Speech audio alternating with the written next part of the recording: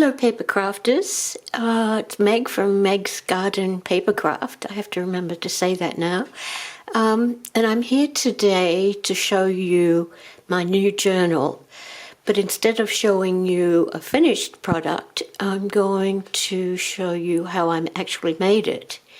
And my system of putting a journal together, particularly a small one, is to create layers of signatures, and this is my system right here. Start off with stacking the cardstock and creating a spine in the middle of it. Now this is in centimeters. I normally work in inches, and this is the first one. This is where I've folded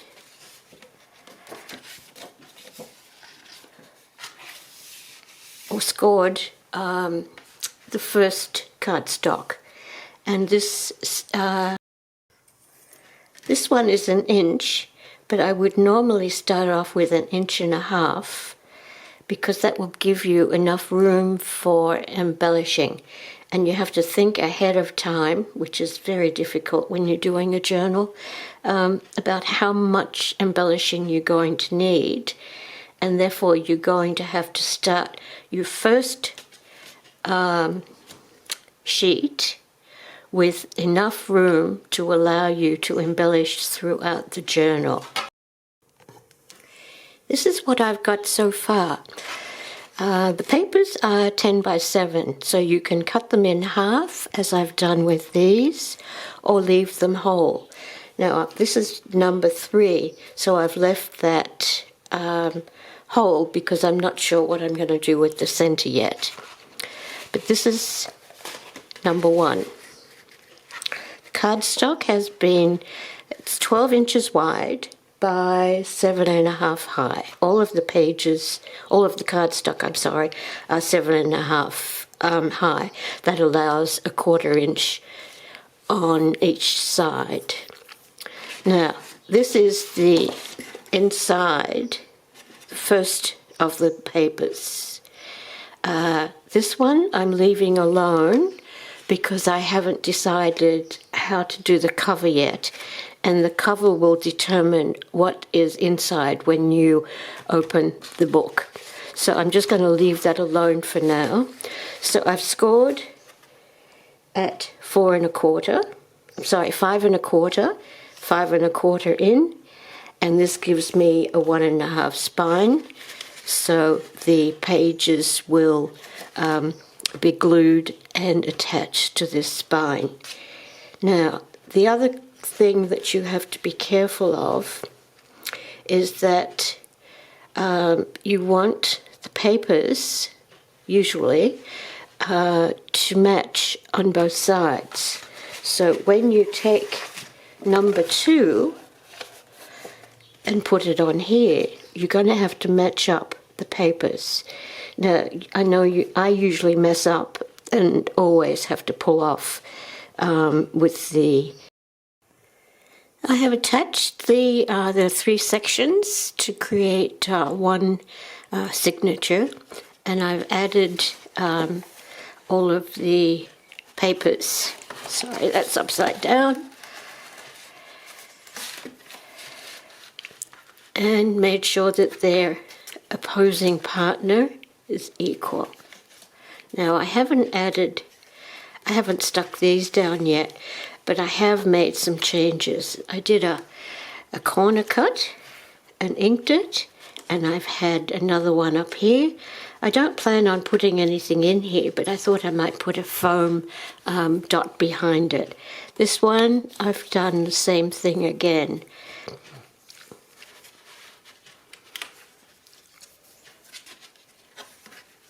This was one of the papers that I had considered for the front, but I'm now going to work with this one. I think this can be quite interesting at the front. So I'm going to continue working and adding some ephemera. This is how I do my covers. You need 2 pieces of chipboard, 5.5 by 8, those two there, and we need a spine of 2 inches by 8. I'm going to cover this entire area with black cardstock. When you get to join the cover and the spine, I use double-sided tape on both sides and then run my bone folder down the center. There's a gap between the two pieces, the cover and the spine, that will allow you to bend the paper like that.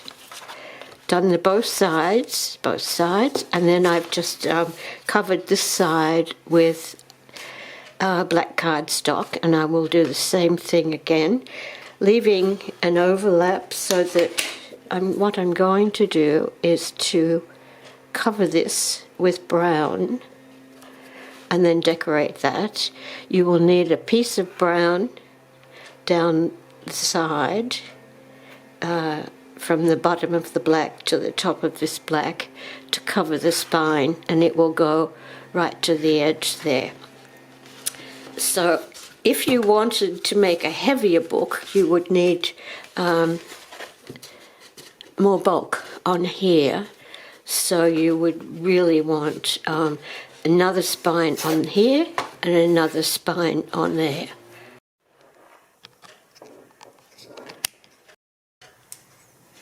The inside cover has been covered with a piece of the mocha cardstock and then the piece of the butterfly paper.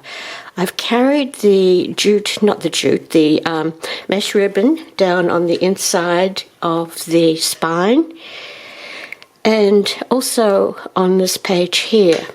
I've got a little book, and it's attached with double-sided tape, as well as some glue and a piece of jute ribbon. This one is mounted on the cardstock, and then a vellum envelope with 2 cut and creates, and another one here with a piece of the jute. Inside here we're busy with cut and creates. A filigree added here. This one is just attached in the corner so that we can have 2 pieces here. And here we have a vellum envelope that's just been attached with double-sided tape down the edge of this patterned paper. Cut and creates on the front, on the inside cover, and inside the vellum envelope, and on the back. And we have the back of an envelope here, and then 3 cut and creates. Now, one thing you need to remember with vellum is that you can see partially through it. So when you put your cut and create on the front, you need to cover it up on the back because you can see through it. And then the same thing here. And this one, it doesn't matter because it's hanging out the edge. Then inside, we've got some corrugated paper, and cut and creates are tucked in here, and this is a page, or a torn page from an old book, and a filigree, and then these just tuck in the side. This is the center of the book. You could continue your ribbon around here if you wanted to, totally up to you. We've got a corner. This one has just had a piece of, it's just been sliced here and folded over with tuck and creates.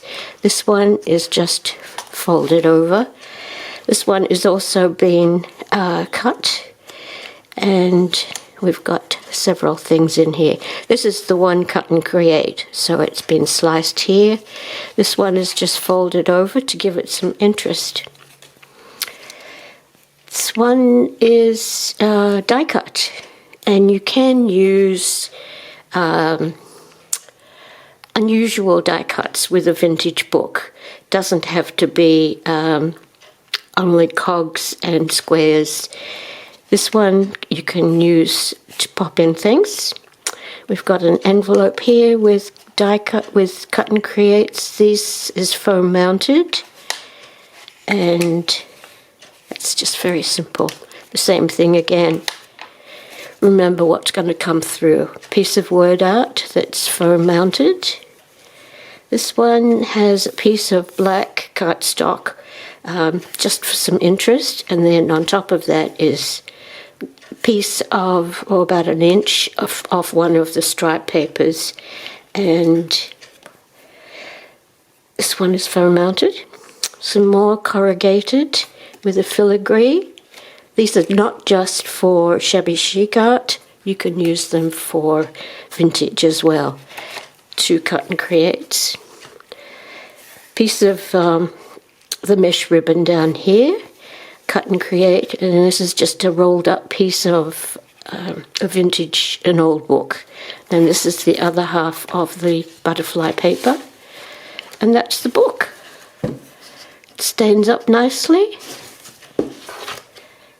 You could make this double the size by adding a wider hinge, a wider spine, and then adding another signature in here. Thanks for watching. I hope you enjoyed my little book, and I'll talk to you soon. Bye.